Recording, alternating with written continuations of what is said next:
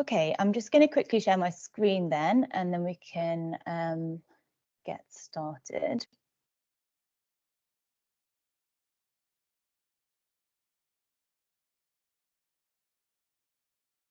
Okay, hopefully you can see that okay, but let me know. Somebody shout at me if there is an issue with it.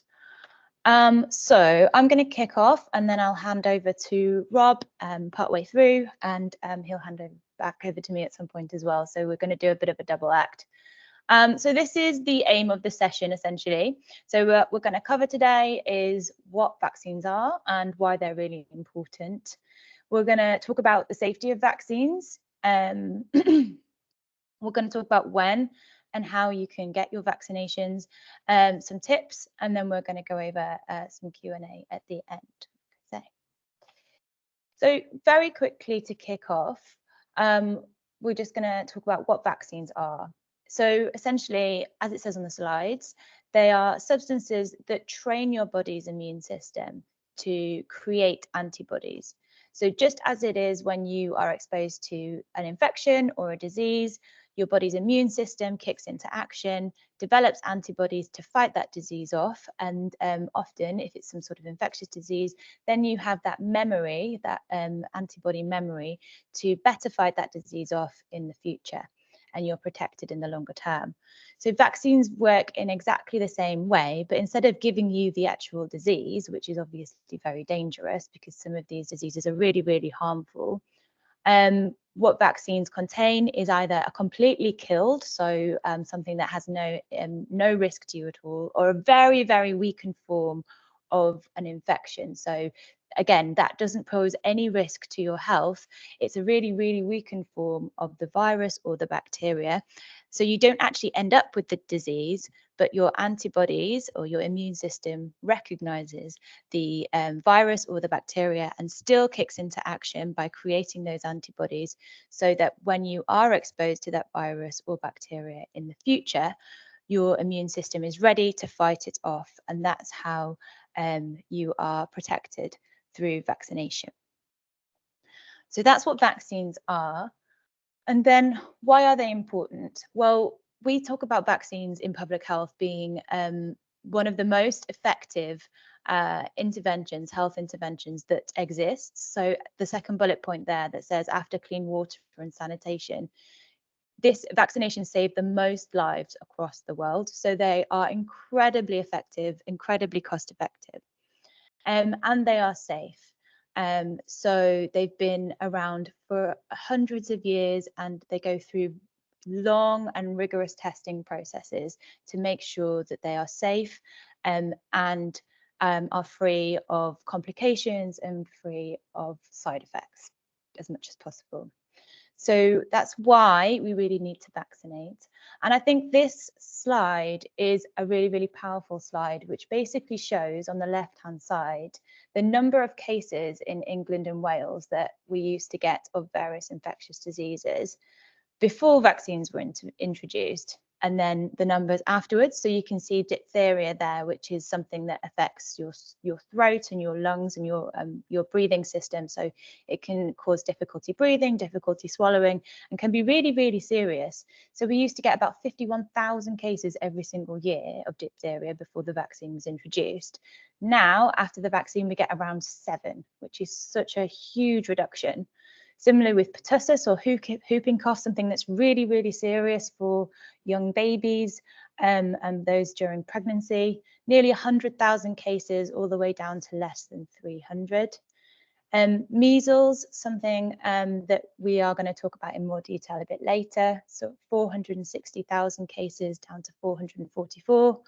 And also Hib at the end there, 862 down to 10. So you can see the dramatic impact that vaccines have. So not only stopping all of those individuals getting unwell, needing a hospital appointment or a GP appointment, but also the risks associated with those diseases that are really serious. So, you know, sometimes children and young people who get these infections need to go to hospital, and very rarely they can be fatal as well. So all that reduced risk, all those reductions in needing for healthcare appointments as well.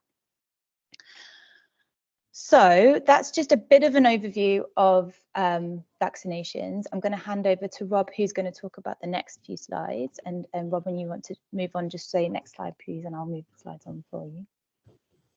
Okay, thank you, Carolyn. So I'm going to just talk a little bit in more detail about how the natural immune system works and how vaccines kind of interplay with that to protect you. So every day your body is exposed to unwanted biological invasions. So on a daily basis, every time you breathe in, every time you touch a surface, touch your mouth, you're exposed to thousands and thousands of different foreign bodies, some of which could cause disease. And for babies and children, this is particularly important. They have no kind of concept of infection control. They're always putting their hands in their mouth, and their immune system is very new. It hasn't experienced many of these things before. So babies are kind of exposed to millions of germs every day. So you can essentially kind of imagine your body as being a war zone in a constant battle with your immune system trying to fight off the foreign bodies that it's exposed to. Next slide. So we have a very advanced immune system that is working constantly to deal with these foreign invasions. And the immune system is divided essentially into two kind of parts, which is labeled here as the innate immune system and the adaptive immune system. And they're sometimes called the non-specific or specific immune systems. And that means when it's talking about specific, it means specific to the infection that it's trying to fight. So the non-specific part, which is the innate immune system, kicks in the first few days and kind of kicks in immediately. It doesn't deal with that specific infection, but it just is a kind of general protection against infection. So on the basic level, it involves kind of physical barriers. So your skin, mucus, saliva, so just physical barriers that prevent the infection getting into your body.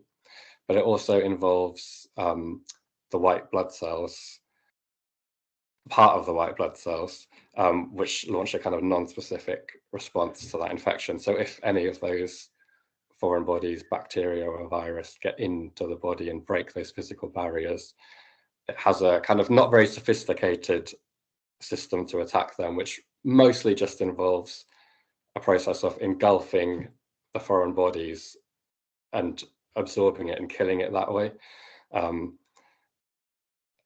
And some of them also use kind of chemicals to launch kind of chemical attacks against the foreign bodies. So it's a pretty good and effective system for most infections. But what your immune system also has is a more specific response, and that involves essentially an antibody response, which involves a specific response focused on the particular infections that are coming into the body, and it also creates a memory of that response so that your body can deal with it next time it encounters the infection. So next slide. So this is a really good diagram that kind of explains the antibody response. So when you have a pathogen is basically anything that can cause a disease in your body. So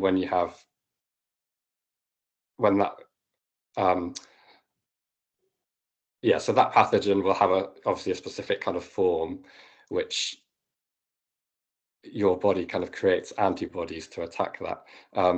So what an antibody is, it's basically something that can grab onto the antigen and defeat it. So it's kind of envisaged here with that kind of diagram of you can see the kind of surface part of the pathogen, which has a particular shape, and the antibody develops specifically to attack that shape so it can latch onto it and defeat it.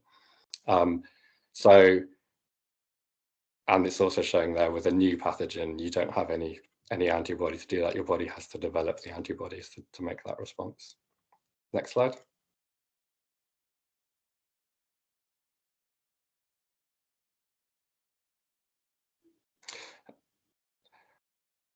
Just to give you a bit of an idea as well of how vast that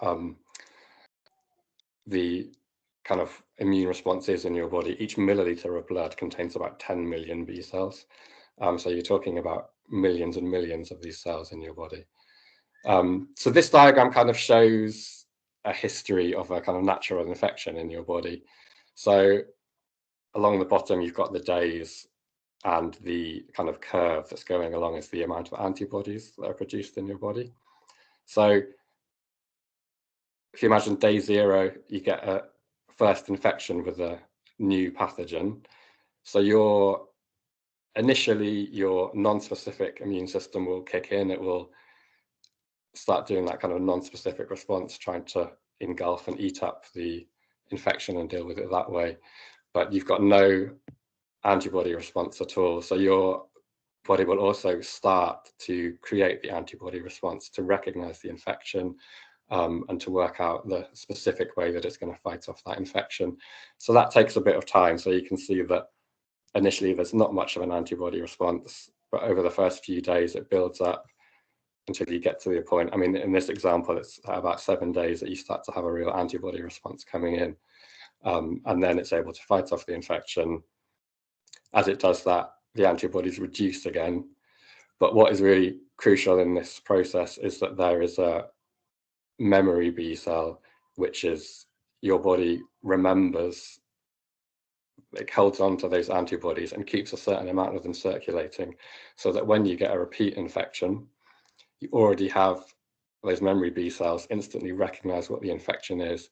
And in this situation, it rapidly produces antibodies, so that within the first 3 days after the second infection, you've created a huge antibody response and you're able to fight off that infection very quickly. So the important kind of part of this process is those kind of first few days of getting a new infection. That's when your body is really most vulnerable, because in that time the infection is also multiplying, the infection is doing harm in your body, potentially damaging cells. So you're going to feel potentially very sick for several days, miss days of work or school.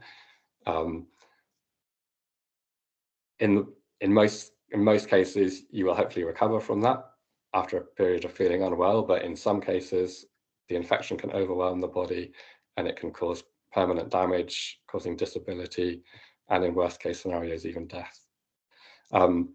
So the thing, as Carolyn was saying earlier on, that vaccines do that's really clever is they exploit this process and they give you a killed or weakened form of the infection that can't do your body any harm, but it enables your body to build that antibody response. So if you were to replace this kind of diagram with the first infection being not an infection but a vaccine, you're already at point B.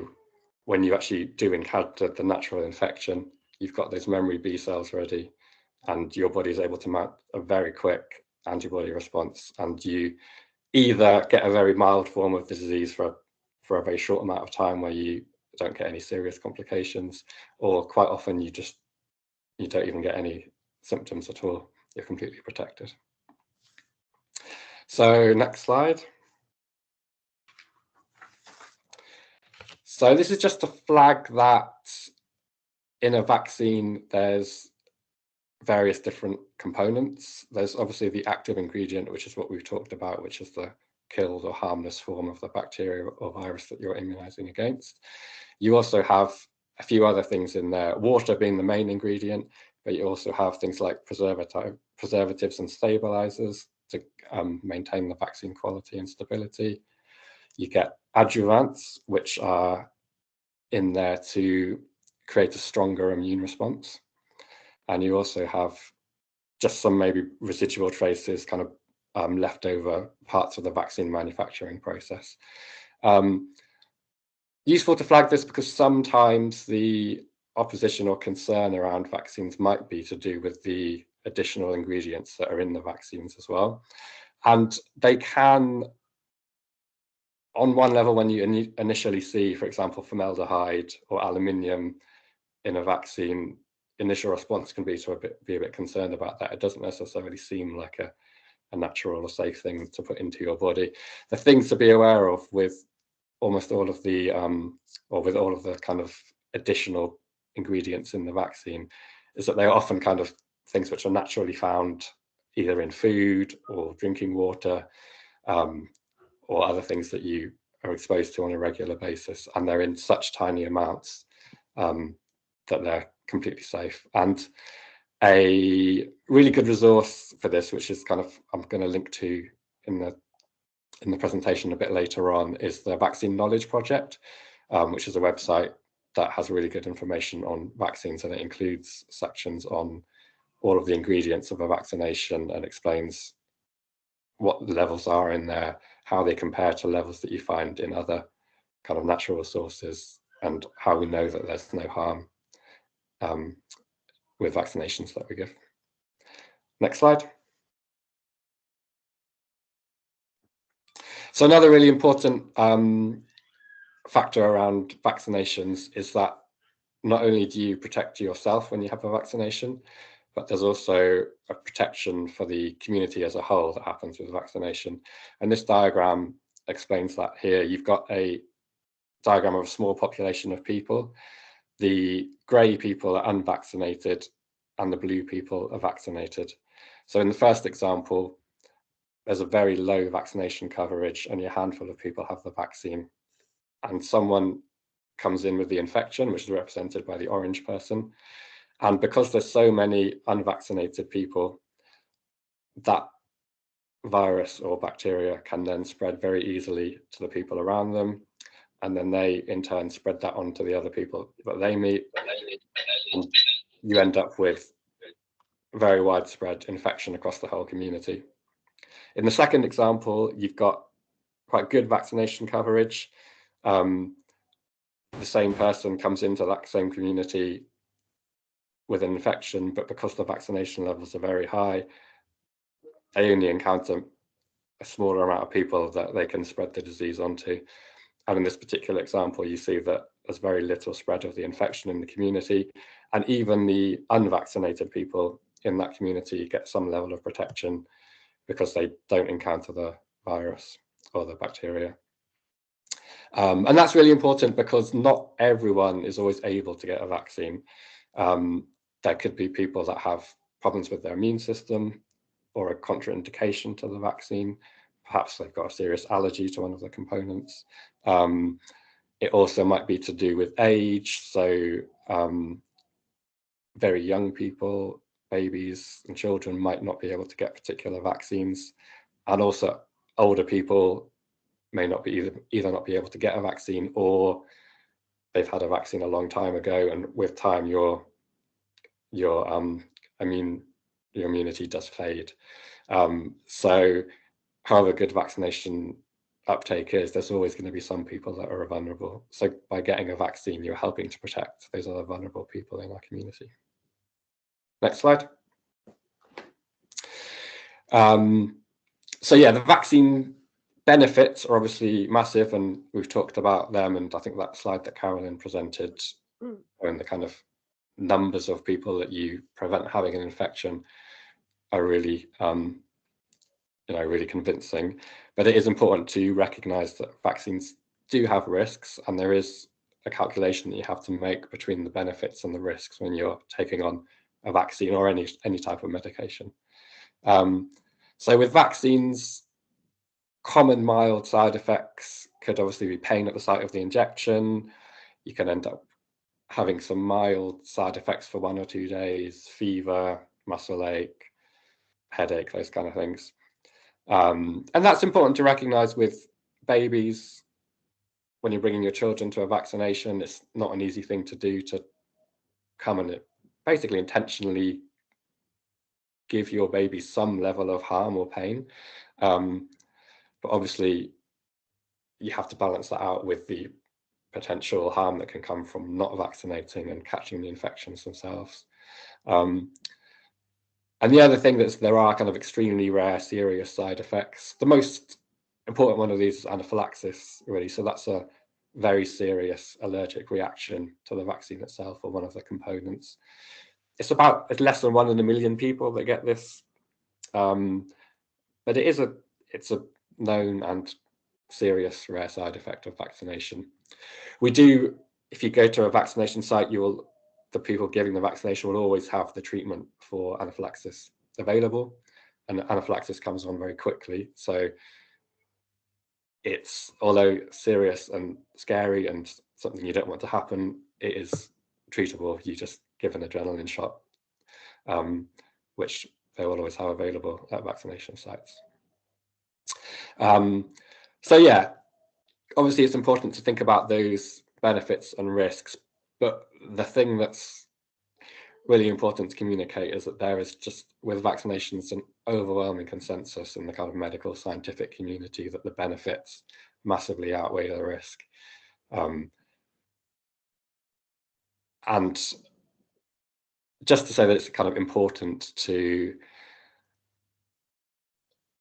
be kind of considerate of the how serious the infections themselves are, which is something that I think Carolyn's going to move on to next. It's obviously something that we don't necessarily always see the effect of these diseases anymore because vaccines have been so successful in reducing the risk. So I'll hand over to you now, Carolyn. Thanks so much, Rob. Yes, so I'm going to just talk a little bit about measles for reasons that will become clear over the next few slides, although some of you may be expecting this. So to just start by describing what measles is, so everybody knows. So firstly, it's a virus, something that's really, really infectious. So it spreads very, very easily through coughing and sneezing, or really close contact with somebody who's unwell. So it's airborne, essentially, a bit like COVID or flu is. Like I said, it's infectious, so it spreads really, really easily between those who haven't been vaccinated or had measles before, essentially those that haven't, that aren't immune. And we know that it spreads really quickly among children and young people in settings like schools and nurseries where there's lots of young people together in close contact. If like I say, if there's lots that haven't been vaccinated, we know that measles can spread very, very quickly. So I put at the bottom there, spending 15 minutes in a room with somebody with measles is enough to catch the virus. It's one of the most infectious diseases that we know about. I've put a link at the bottom, which has some more information about the signs and symptoms, but I've actually got another slide that just goes through this. So just so you're aware what measles is and what it looks like. So one of the reasons it's super infectious is that it's quite non-specific at the start. So it could be anything really. You kind of feel a bit unwell. Maybe you've got a fever, a temperature. Your eyes are a bit red, sore and watery, runny nose, a cough. So, you know, that's sort of very typical of a viral infection, just feeling a bit under the weather. But at that point, somebody with measles is already infectious, and that's why it's quite easily spread without you realizing. Then a few days later, you may get something called Koplik spots, which are white spots inside the mouth. So there's a picture in the top right-hand corner of what that could look like. And then the sort of the rash appears, which is quite characteristic of measles. And there's some pictures about what it might look like on different skin types at the bottom of the slide. Typically, the rash starts on the face, it starts behind the ears, then it starts to spread over the body. It's not itchy necessarily, but yeah, it sort of looks like it does at the bottom there, blotchy and red. So yes, like I said, once the rash has appeared, that's when you might start to think, oh, maybe this is measles, but you've already been infectious for about 4 days at this point, and hence it does spread really easily and really quickly. A lot of people think measles, it's just a rash, you know, feel a bit under the weather, and your body will fight it off on its own. Sometimes that is the case, but actually measles is a really, really serious illness. Symptoms can range from being, you know, feeling pretty crap, feeling pretty rubbish. Most people do feel really unwell, but it can make some people very unwell. And actually the rates of people being really unwell are a lot higher than people think. So between 20 and 40%. So that's sort of what, 1 in 5, 2 in 5 of those that have measles can require hospitalization. And we are seeing a lot of measles cases at the moment. And I can tell you that there's a lot of a high hospitalization rate amongst And those that have measles currently, it's around 30%, so well within that range on the slide there. So feel really, really unwell, may have to go to hospital to be looked after. Lots of complications associated with measles as well. So ear infections, chest infections, and pneumonia, they're pretty common. And then there's some less common complications which are really, really quite serious, such as convulsions and swelling of the brain. They can lead to long-term issues, so disabilities, issues with learning, hearing issues, that kind of thing. So, you know, measles can really have long-lasting implications. And I've put at the bottom there that thankfully it is very rare, but measles can also be fatal. There are 3 population groups that are most at risk of complications and long-term issues associated with measles. That's infants or babies under the age of 1. Babies under the age of 1 are too young to be vaccinated as well, so they are a really vulnerable population group. Pregnant women, in particular, of course, pregnant women that haven't been vaccinated. And then, as Rob mentioned, those with weakened immune systems or those that are immunocompromised often struggle with vaccines because their body doesn't hold on to the immunity that the vaccine gives them, and therefore they remain vulnerable after vaccination. I've put on the right-hand side, unvaccinated contacts might have to miss work or school. So this is something that the media has captured and has been sharing about measles contacts, so that if you are exposed to measles and you're not vaccinated or your child's not vaccinated, that you might have to miss up to 3 weeks of school or work. So that is true. That is because the incubation period, which is basically the time between you being exposed to measles and then developing measles yourself, is really long. And like I said, before you get the characteristic symptoms, that rash, you can be infectious for a good few days. And that's why in some cases, not all, there might be advice to isolate for up to 3 weeks, but that would be done on a case-by-case basis after an intense risk assessment. But essentially, you know, if you aren't vaccinated, you are at risk of getting it, and then at risk of having to stay off work or off school, either because you're unwell yourself or to look after children or those that you care for. So why am I talking about measles in particular right now?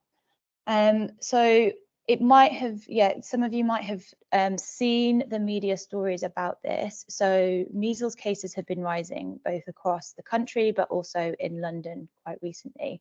So over 2022, the latter half of 2022, and so far this year, we've seen measles cases gradually, but you know, assuringly they're increasing, and there's actually now a big outbreak happening in the West Midlands area, and as a consequence, a national incident has been declared due to the number of cases in the West Midlands. There's also cases increasing across London, and so a regional or London-wide incident has also been declared because of the increasing number of cases. They're spread across the capital, a bit more concentrated perhaps in the northwest, but essentially London has the lowest immunisation coverage of all regions of the UK, including MMR, and so the London population is particularly at risk of measles outbreaks, and so we're seeing those cases gradually spread across the capital, like I said. Back in 2022, I think last summer, the UK Health Security Agency did a risk assessment of what an epidemic could look like in the capital, and they actually found that between 40,000 and 160,000 cases could occur in London if an outbreak was to take off, because there are so many people that haven't had their MMR. And that's a huge number of cases. If you think about the percentage that would need hospitalization, those would need support from their GPs, etc. You know, that is a high number. And then I've put there at the bottom that Hackney has among the lowest MMR vaccination coverage in the country, and therefore at particular risk of outbreaks. Of course, I cover the City of London as well, and we know that although the coverage is slightly better than in Hackney, it's still not at that 95% target to achieve herd immunity. And so the message really is that no matter where you live in London, there is a risk of measles outbreaks and measles spreading. And really, the way to get ahead of this is to get as many people vaccinated as possible. This is just to remind people of, I think one of the reasons people potentially don't take up vaccines is because, you know, they don't see the illnesses that vaccines protect us against very often anymore, because vaccines have been so successful and so effective, as we've already mentioned. So, you know, people don't really know what measles is, don't understand the risks associated, what the complications could look like, because we don't really get it that much anymore. And that's the same for the other diseases that vaccines protect us against, such as diphtheria, whooping cough, Hib, etc. But what we are starting to see is some of these infections come back. So measles in particular. We also saw the risk last year around polio. So we saw some polio was detected in the sewage in London, which indicated that poliovirus, which we hadn't really seen in the UK for a really long time, had started to circulate again. So with low vaccine coverage comes the risk of these infections that they protect us against, and we may start seeing the diseases that we haven't seen for a long time. So back to measles. Essentially, how we protect or prevent measles is through vaccination. It's the cornerstone for prevention. It's really safe and it's very, very effective. So not like COVID, the COVID vaccine, where although safe and effective, what happens with the COVID virus is it's constantly changing, it's constantly shifting. And so we have to keep changing the vaccine on a regular basis to respond to the virus mutating, the virus changing every sort of year or so, as you're seeing. However, with measles, it's not the case. It's a really stable virus. And so the vaccine is the same as we've had for a very long time. It's been given to hundreds of thousands of children across the UK, but also across the world as well. And so we know it's safe, we know it works. 2 doses gives up to about 99% lifelong protection. So once you've had those 2 doses, that's you set for life. And about, if you vaccinate 100 people, 99% of those roughly will then be immune and protected against measles for life. So like I say, it really does work. The MMR vaccine is part of the routine NHS schedule. So you need 2 doses, like I said, the first at 1 year and the second at 3 years and 4 months. However, if you or older children have not had their vaccines in line with the schedule, you can still get it at any point by making an appointment with your GP. It's never too late to catch up, and we do really, really encourage those that haven't had both doses to get caught up as soon as possible. Although, just to flag, you can't have the vaccine while pregnant. Some are concerned about what the vaccine may contain for religious reasons or concerns. There are animal product free or porcine free vaccines available on request, so you just need to ask your GP for this, and we can make that available. And we do have approvals from local rabbis around the vaccine being kosher. I've put at the bottom there the key message really about vaccines not only protecting individuals or yourselves, but it also limits the chances of the virus spreading to other people. And we did mention before that not everybody can get the vaccine. So some children are too young. So those under the age of 1 year, they're too young to have the MMR and so won't be protected. And there are some adults, such as those with immunocompromisation, that are more vulnerable to the disease that, again, can't get vaccinated. So that's why it's really, really important to get the coverage up as high as possible.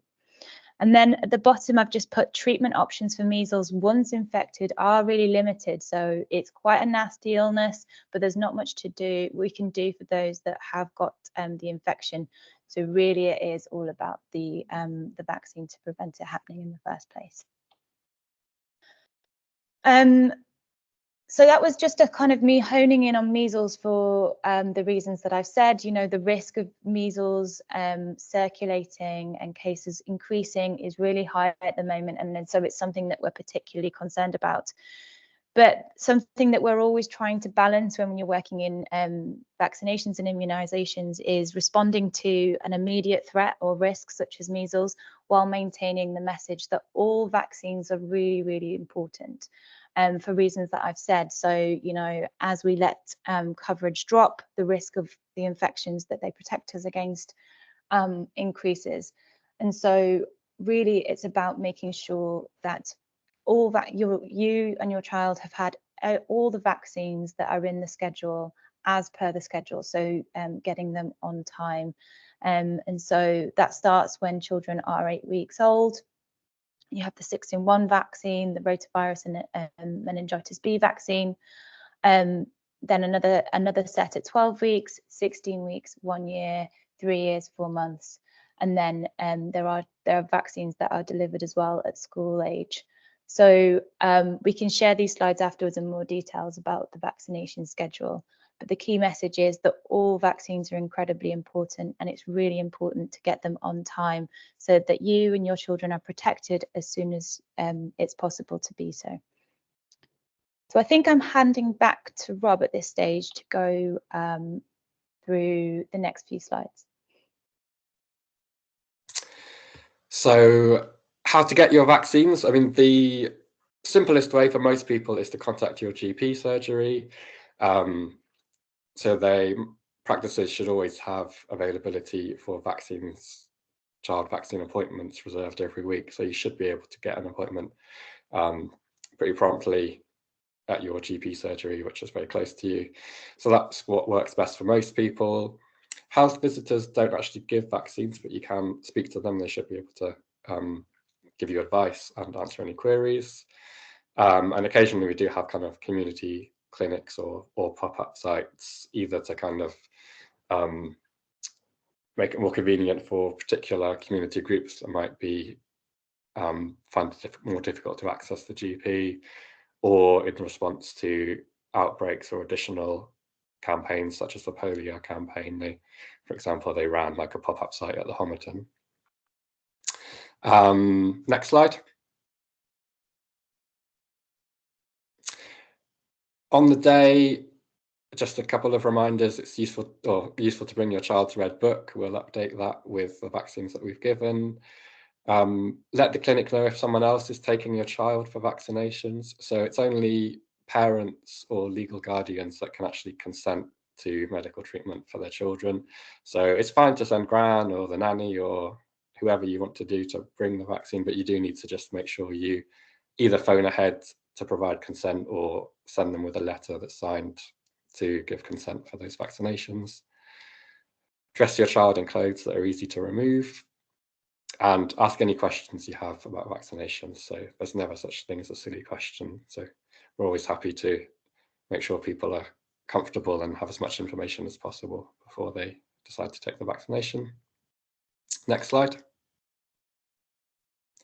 These are a couple of tips just to maybe make things a little bit easier on the day. It's obviously not a nice thing to bring your kid to come and get an injection, which can cause them pain. It can be sometimes a bit traumatic.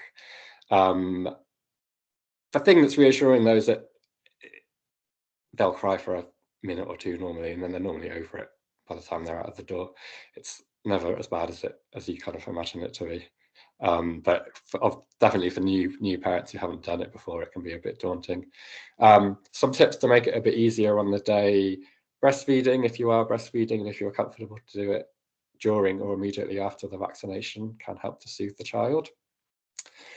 Be honest. So this is kind of more with the kind of older kids, that kind of the preschool boosters, 3-year-olds.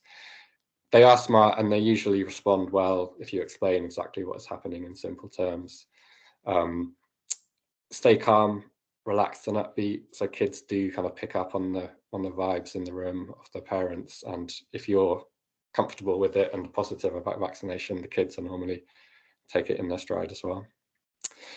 Bringing distractions can really help, so toys that the child is familiar with, iPad or phone that's loaded up with a video that you want to watch.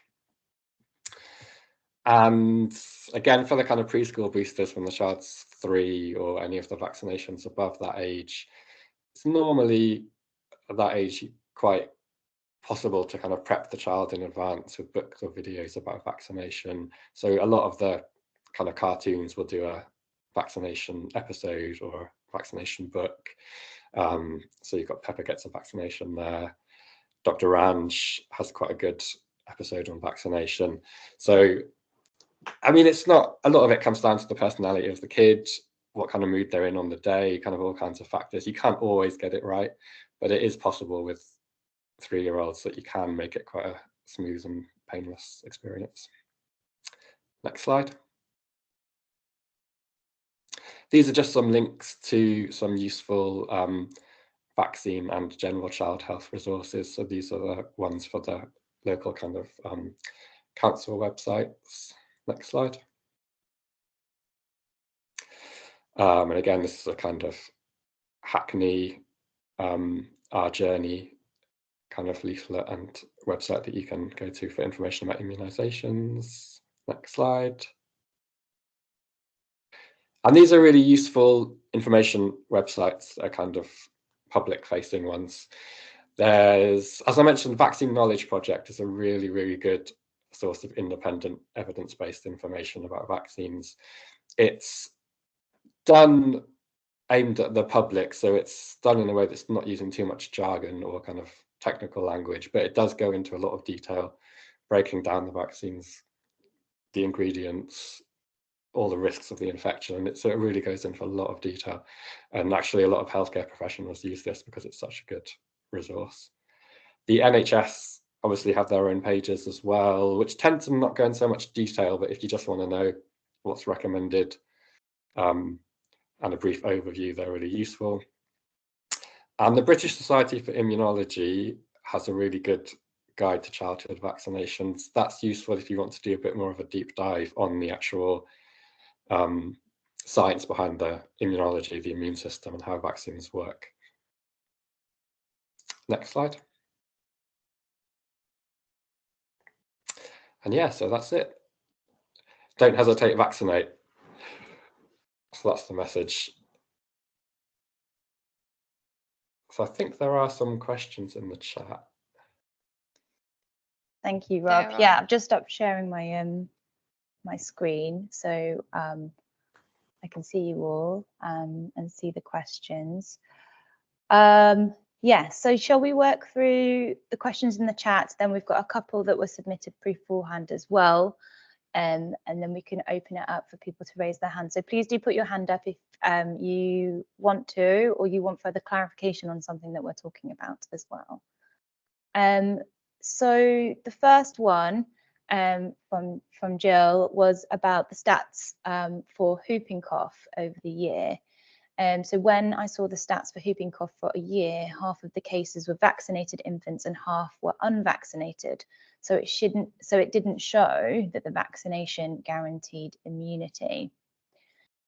So that's a really, really great question. Rob, do you want to kick off with that one, or Catherine? I don't mind.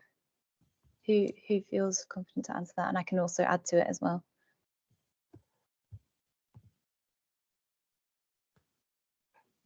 I mean, from my perspective, off the top of my head, I don't know the stats of how many vaccinated or unvaccinated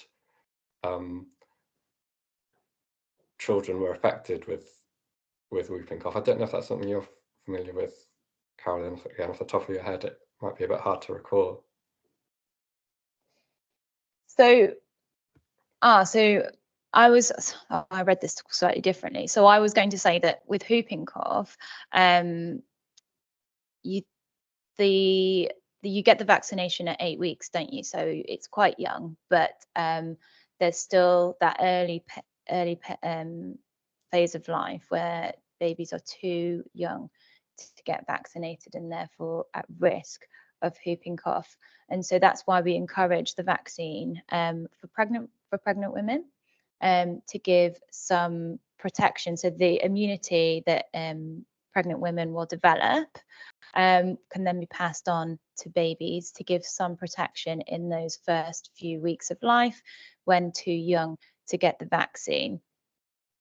But what Jill is saying is that she saw some statistics that showed that some infants had had the vaccine, but also had whooping cough. So I'm not aware of those statistics either.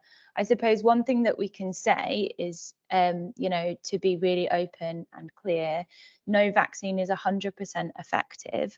And so, with the case of the MMR, for example, the measles vaccine is really, really effective at preventing cases of measles, but it's not 100%, like I said. So if you vaccinate 100 people, one potentially, if everybody has had 2 doses, one or potentially a few more will still get measles. No intervention is 100% effective. But what it often does do, if it doesn't completely stop you getting the infection, is reduce the severity of the infection substantially. So although you may still get measles, you may still get whooping cough, the risk from that infection is much lower. The complications from that infection are much less likely, and you're much less likely to need a medical intervention. And so and that's what we see with the COVID vaccine as well. So we know that those who've had the COVID vaccine may still get COVID, but their risk of severe illness is much, much lower. And so there's still a huge amount of benefit from getting the vaccines, even if it doesn't completely rule out the risk of getting the infection. Does that help? Does anyone want to add anything to that? I can also, while we're answering other questions, just try and Google a few of these statistics. I think Amy, yeah, sorry. Yeah, Amy had her hand up. Amy, did you want to ask your question? Yes, I actually had a pre-submitted question about the polio booster, and then I had a couple of other things, so I might leave those. The polio booster question. My boy's been at all his vaccinations, and he's scheduled in for his preschool ones. He was born in December of 2020, but there was a call in Hackney to get a polio booster. And I have a very close friend who I went to university with in the United States. She's a GP there, and I asked her about polio boosters, and she said that the polio vaccination program for children is completely effective, so that a polio booster would not increase his protection against polio. It might very well protect other people, but it's not going to protect him anymore. Now, can anybody speak to that and tell me if what she said is true? And I chose not to get him vaccinated, even though I am extremely pro-vaccination, and would normally just get any vaccine. But if it's something that I haven't heard about, then I usually research it. And that was my situation. Robert, thank you, Amy. Yeah, so this one, it is quite a complicated issue, this one. And in some senses, what you're saying is correct, that if your child has had 3 doses of a polio vaccine, they, under normal circumstances, would be considered kind of 99% covered. The thing that complicated this issue was actually the whooping cough vaccine in pregnancy, because that is a combined vaccination. You can't give whooping cough on its own. So when you give a whooping cough vaccine in pregnancy, you also give a polio vaccine, which leads to maternal antibodies for polio circulating. And when you have maternal antibodies circulating, it can slightly reduce the effectiveness of the vaccinations that are then given to the child.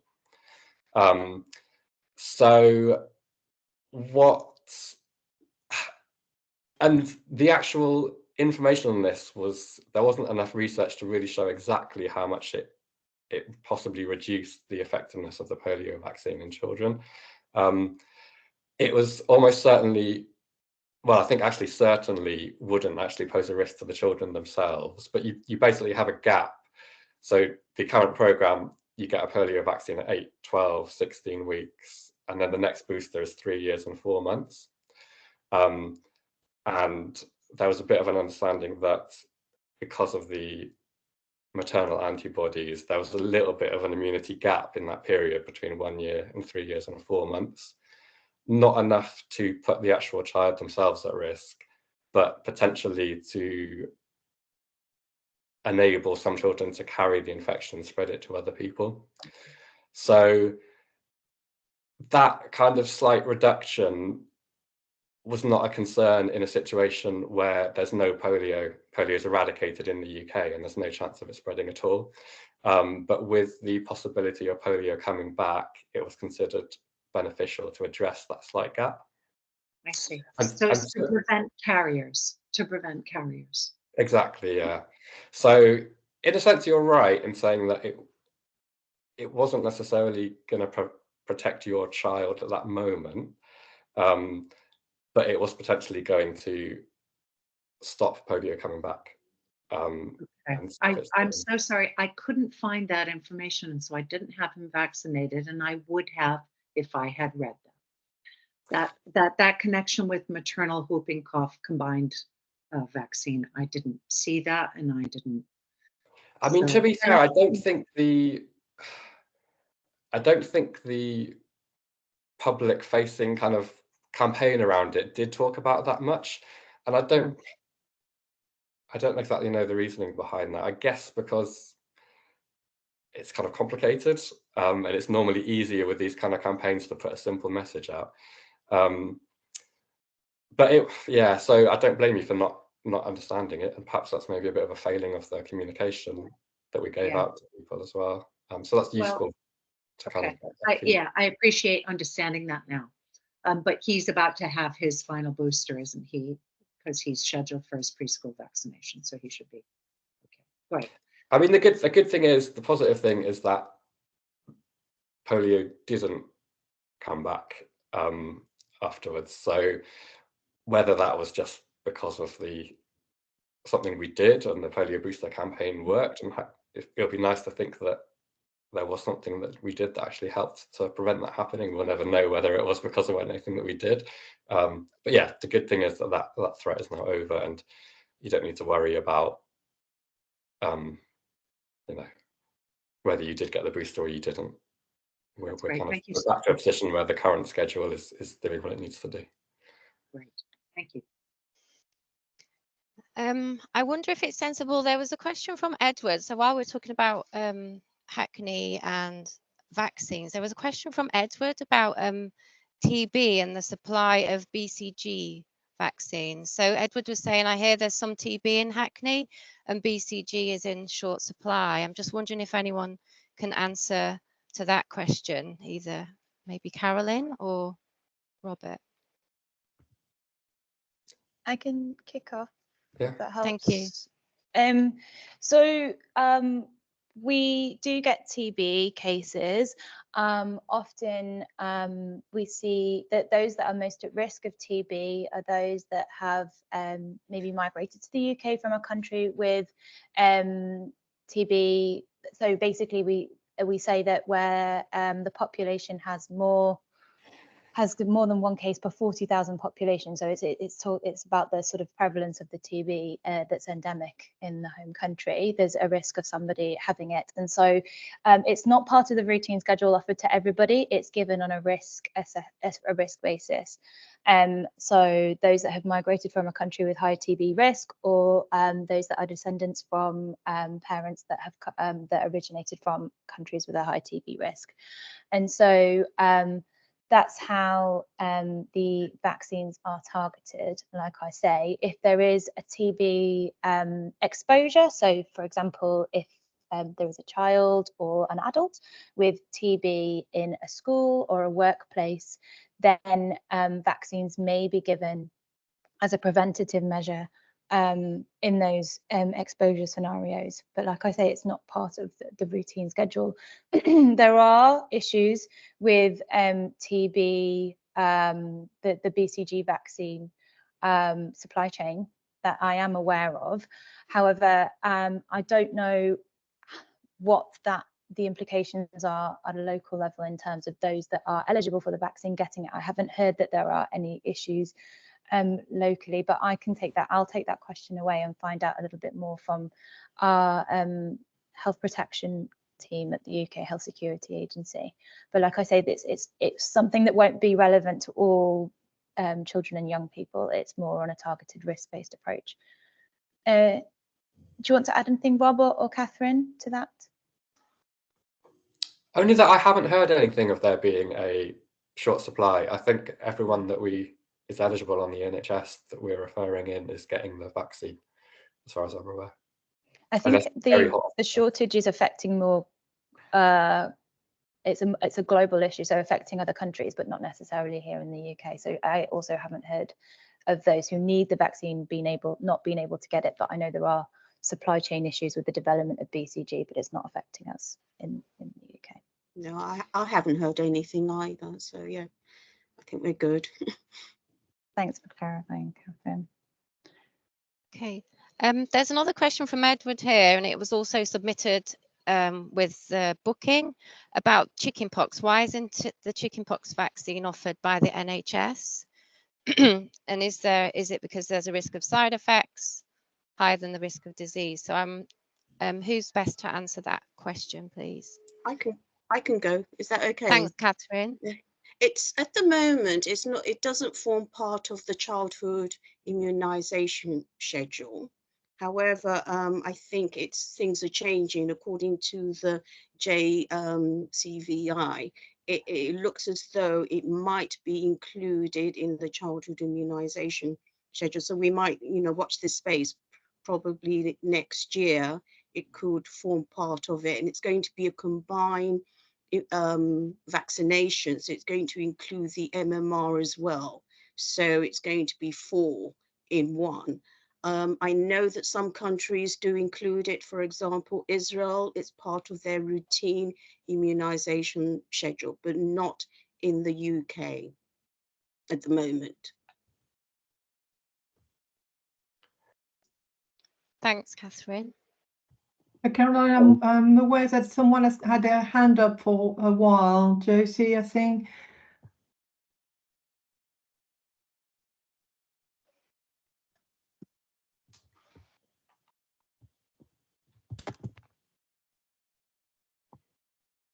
Hello. Hi, Josie. Hi. Hi, Josie. Hello. Hi. It's quite an urgent, burning question because I'm struggling with a decision to send my 6-month-old to nursery next month. So I submitted a question in advance as well, yes. And I posted in the chat. So they're sort of connected, but essentially I've been going back and forth for weeks about it, and I need to make a decision soon. And I've looked at different settings and tried to evaluate the risks.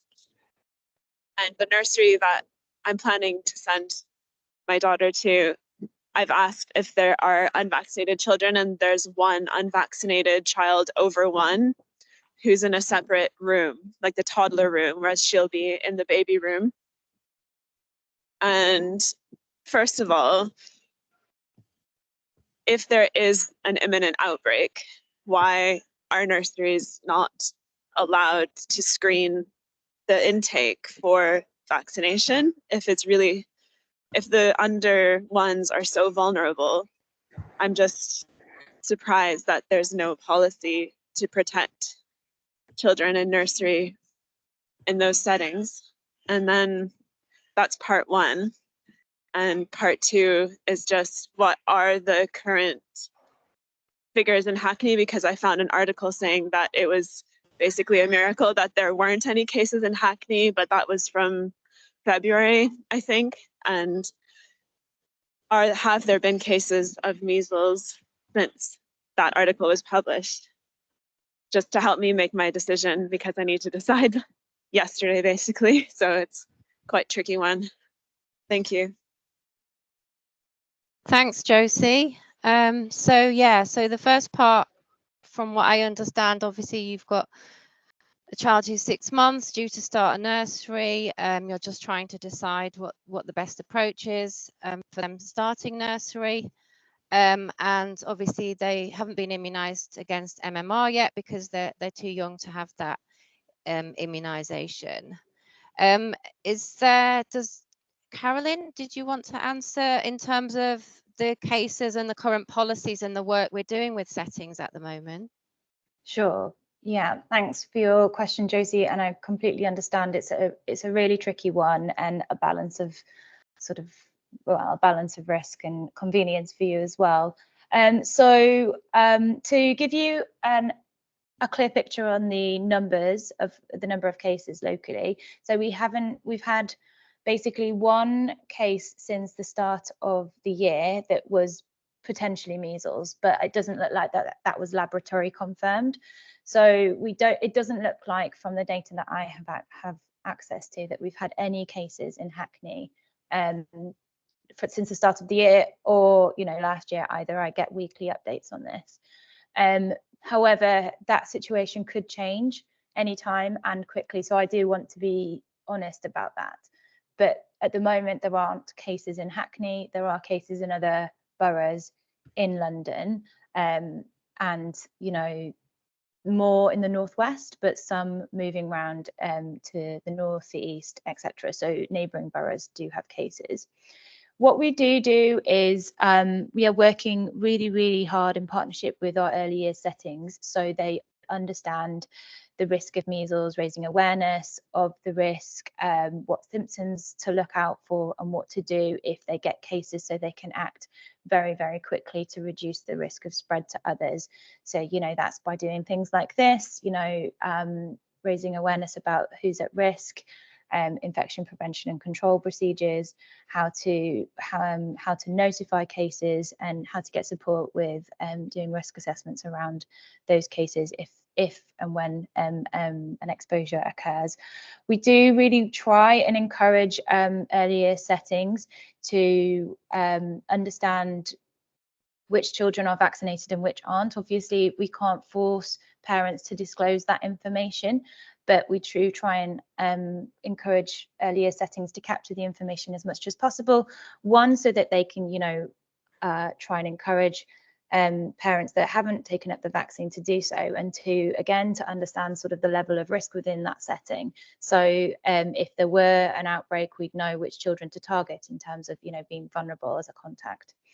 So we do that as much as possible, and we've been doing lots of awareness events, etc. So the other thing that you may want to be aware of, and I know this isn't for a while because your baby is only 6 months, but you can get the MMR vaccine early. So the vaccine, usually you get it at 1 year. You can get it at 10 months. And Catherine or Rob, please shout if I'm wrong with it being 10 months. The only thing that you have to be aware of if you get the vaccine early is that you need to then get it again at 1 year and again at 3 years, 4 months. So essentially you need to get 3, because the one that you get early, essentially the immunity won't last and you need to get it again as per the vaccination schedule. But you wouldn't be able to do that for another sort of 4 months. So that's just an overview and some information that may help you make an informed decision. Do you have any further questions, or I can also see if Catherine and Rob want to add anything. Rob's got his hand up. Do you want to come in, Rob? Yeah, I was just going to say, I mean, I sympathise with the position you're in because I've got an 11-month-old at the moment as well, and it can cause a bit of anxiety if you kind of worry about these things a lot. But yeah, so I do appreciate the situation that you're in. Some things that are reassuring for me is that there's the issue of the kind of maternal antibodies. So that's actually the main reason why we don't give MMR until 1 year, is because maternal antibodies for measles do persist for up to about 1 year. So the timing of the program is done in a way where if you give MMR too early, it doesn't have that much of an effect because you still have the maternal antibodies circulating. So that hopefully does give some reassurance that it's not that they're completely unprotected. There's a likelihood that they do have some level of antibody protection that you've passed on to them. But yeah, I mean, it is possible to give MMR early. It's actually from 6 months, I think, that you can give it. But that would be not on the NHS, right? That wasn't what you were suggesting, Caroline. I don't think you'd have to get it privately if you got it if you got it done early. Yeah. So you can give it as early as 6 months privately. And then, as Carolyn said, though, because of the maternal antibodies, it doesn't give a very good long-lasting protection. So you still have to get a repeat vaccination at 1 year and 3 years, 4 months.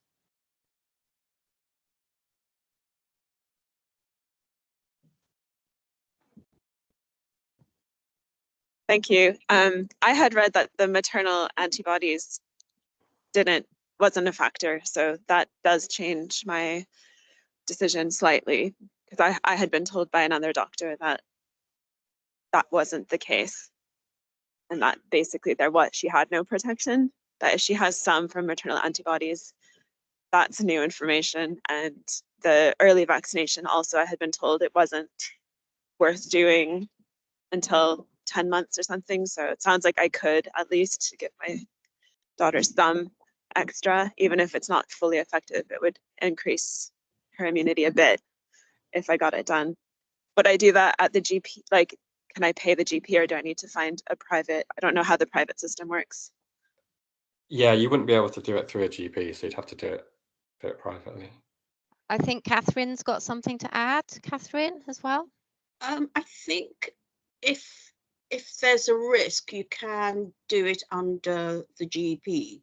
I think if there's a risk, but I think it's something to look into. I think when we've had outbreaks of measles, we have given it earlier to parents who wanted it, but we've always sort of, the discussion has been, you're going to end up having 3. Because, as Carolyn rightly said, you know, the first one is discounted. So you can actually have it under your GP. But I think every GP operates differently. So it's a discussion you probably need to have with your GP practice.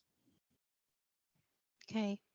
And is there any risk to the child who's under 1 getting 3 vaccines or getting it early? Is there any danger in it, or is it?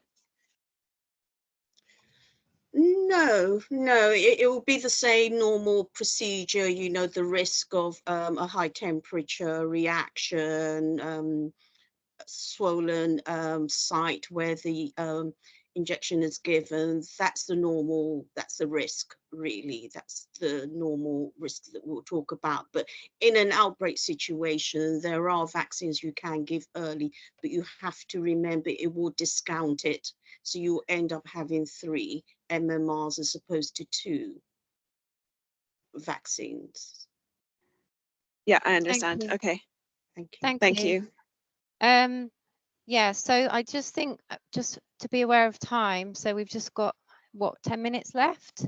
I just have one more thing to add from the nursery's perspective. Actually, we've got another question that's referring to a nursery setting, so it might be sensible to go to that one. So we've got a question from Shirley. What can early years do if a child has contracted measles? Do we now need to report the case, and if so, to whom? So that's referring to, a case of measles. Who wants to answer that one? Carolyn? Yeah, sure. I can. And then I can back that up with what we're providing online. Brilliant.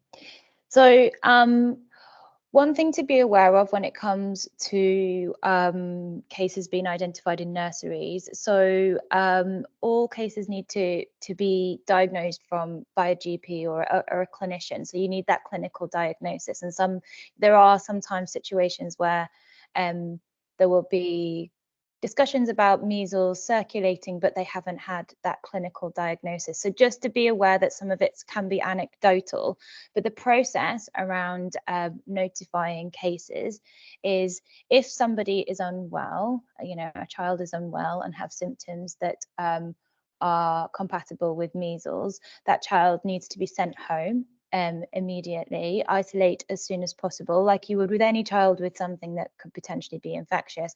Isolate them and send them home, and the parents need to take them to the GP for a clinical assessment, and the GP will make a diagnosis as to whether it is measles or not. If they think it is measles, the GP will notify the UK Health Security Health Protection Team, and that's the process for notifying the infection. And so then public health in the wider system will become aware, do the contact tracing and risk assessment around that case. We would ask that the parent notify the nursery, so that the nursery can be aware and send out warn and inform communications to others in the nursery. But what typically will happen is the UK Health Security Agency will get in contact with you to do a risk assessment and contact trace around that child. So that's the ideal process. If for whatever reason that process falls down, it shouldn't do, but if it does, and you have got cases in the nursery and you haven't been contacted by the UK Health Security team, you just need to contact them and let them know and get support for doing a risk assessment and contact tracing. So I can put the contact details for the Health Security Agency Health Protection team in the chat. I think Caroline's also got some information that we're going to send out. Yeah, so on our practitioner web pages, Happy, Healthy, Ready to Learn, we've posted the contact details for the local health protection agency with some instructions of what you would need to do if you needed to get their advice or if there was a case of measles in your setting. So we're updating that all the time as we get more information from Carolyn and other partners. So yeah, that's the main place where we're posting that information. And there's a similar system in the city, Isabel, for getting that information to practitioners. Yeah, absolutely. On our Early Years Hub, on our Family Information Service website, we have the same information. Yeah. Okay, great. And then just another question about just the same from Shirley. This is probably for Rob or Catherine. A work colleague, so I'm assuming that the work colleague works with young children in an earlier setting. Should they get the vaccination for measles? She doesn't know whether she had it because she was in Ethiopia when she was young, so she doesn't know about her vaccination status for MMR. Should she get... Definitely. That's quite an easy one. Basically, with MMR, whatever age you are, if you haven't had the vaccination, we would recommend it. Obviously, it's good if you can find out records from previously to avoid an unnecessary kind of vaccine if you don't need it. But if there's any doubt about whether she's been vaccinated, it's always safer to just revaccinate. Okay, thank you. So what, to contact the GP? Contact the GP, yeah. Contact the GP. Brilliant. Thank you very much. I'm just wondering if there are any more questions or if there are any that we have missed that people have submitted. I feel like we might have slightly missed Edward's follow-up on chickenpox. Okay. And I just wanted to add, so initially he had asked whether it was not given in the UK because the vaccine was kind of not safe. So just to confirm around that, it wasn't, the decision to not give it was not based on there being any particular risk with the vaccine. It was actually like a slightly complicated issue about, so chickenpox can reactivate to become shingles later on in life. And there was a bit of a question around whether if you vaccinate people with chickenpox, it might lead to an adverse effect of people being more likely to get shingles. The reason being that it was understood that if you had the natural infection circulating, people would get repeat minor infections of chickenpox, which would boost their antibodies and make shingles a bit less likely. So that was the actual main reason why it wasn't really given. So it wasn't anything to do with the vaccine not being safe. The vaccine is as safe as any other kind of live vaccine that you would give. That actually question has actually been resolved now. It seems like the benefit of having the natural infection doesn't seem to reduce the incidence of shingles very much anyway. So they've seen that the vaccine being used in America hasn't really led to a big sharp spike in kind of shingles cases. So that's why the UK has now decided to add it into the schedule. So hopefully, Edward, that answers your question about kind of reassuring you it's not to do with the vaccine not being safe. So yeah, I mean, if you did want to get it privately, if you didn't want to wait for the UK thing to roll out. The only bit of your question I can't answer is whether natural infection is better than the vaccine. Off the top of my head, I'm not sure of the stats on that. I was trying to find out, but I don't know if anyone else on the panel knows that. I don't know, but I think this is one of the reasons why it was one that was deliberated again about for so long, wasn't it? That with a lot of the other infections that we're talking about today, we know that the benefits of the vaccine really outweigh the risks, because the risk of infection and the complications from infection are so high. But with chickenpox, I think there was for a while consideration that the benefits of getting wild chickenpox was worth it, and so to not offer that, or maybe it was a cost effectiveness because people don't get severely ill with it. But again, chickenpox can be really miserable for some children, can't it? And so it looks like they've made a decision on it, and they're going to offer it as part of the schedule. But yeah, I mean, Edward, if you did want to get it, many people do get it privately. The main thing to be aware of is that you either have to give it on the same day as MMR or with a 4-week gap. So that's the only thing to be considerate of, is to time it around when your kid is due their MMR vaccine. Okay, brilliant, thank you. We've just got a few minutes left. I know there was a question about vaccine components that was answered by Carolyn in the chat. Caroline says one question has just arrived on the chat. Is there a link between autism and vaccine? Who would like to answer this one? I mean, I'm happy to say a resounding no, there is not. So I can start. Essentially, the link between autism and vaccines was established. Well, somebody who thought they'd established a link was somebody called Andrew Wakefield back in the 1980s, I think, who wrote a paper, an academic paper, showing that there was a link between autism and vaccines. There was no sort of scientific soundness within that. You know, it was a correlation study with a very few number of children, and since this has been completely debunked, and there are a resounding number of very large, high quality studies that show there is no link at all between the two. Since Andrew Wakefield, the person who first sort of stated that there was, has been written off in terms of, struck off the GMC register as a practicing clinician. And the implications of that publication have been huge in terms of the number of people that are concerned then to get their children vaccinated because of the risk that there potentially could have been a link. But there really isn't.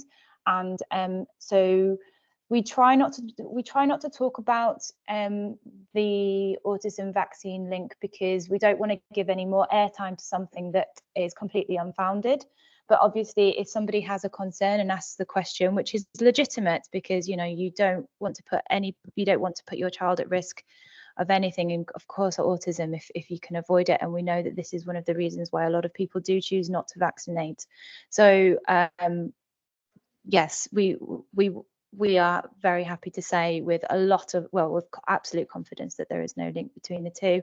If it helps, I can probably after the call find some of the studies that show that there is no link, and that the original article was not based on scientific evidence at all. I can get that information to you, Ibu, if that helps, by Carolyn.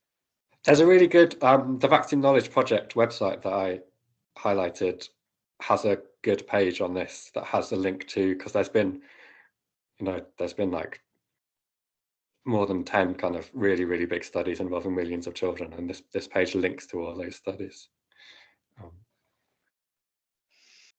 And the thing, I guess it's just good to, Caroline gave a really good summary, but just to acknowledge as well, the reason that Wakefield got struck off was not because it wasn't because it was a bad study or because he was, looking into a possible question around vaccines. It was because he actually committed fraud. He made up the data, lied about the onset of autism in the children and the timing of it around the vaccines. and also because he was paid by a lawyer who was trying to sue vaccine manufacturers. So he had a financial interest in creating a study that was basically fraudulent. So just to highlight that it was, it wasn't actually fraud. It's not that they're striking people off for, doing research into vaccines and whether they're any harm, because that is serious and important work to do. Okay, thank you. So, Carolyn, I think we're out of time. Do you want to finish off? Yeah, of course. Yeah, so loads and loads of questions there that took us to the full 90 minutes. I was wondering whether we'd need it, but actually it looked like we might have needed a little bit longer. And it looks like we had some really good attendance as well. I think I saw it up to sort of 22, 23 people at one point. So thanks everybody for joining and for listening and for taking the time this morning. If there are other questions that have come up that you didn't feel confident or you think of maybe after the fact, then Isabella or Caroline can put their email in the chat so we can pick those up offline. We'll share the recording afterwards so you can send it around your networks. We'll also share the slides as well, again, so you can send it around your networks and encourage others to listen and to get vaccinated as well. A huge thank you to Isabel and Caroline for organising, and for Catherine and Rob for joining me on the panel today, and to you for listening. So yeah, just a big thank you to everybody, and to wish you all a great week. Thank you very much, everyone. I have put my email in the chat if you want to contact me or Caroline, and we will answer any question you might not have had time to ask today.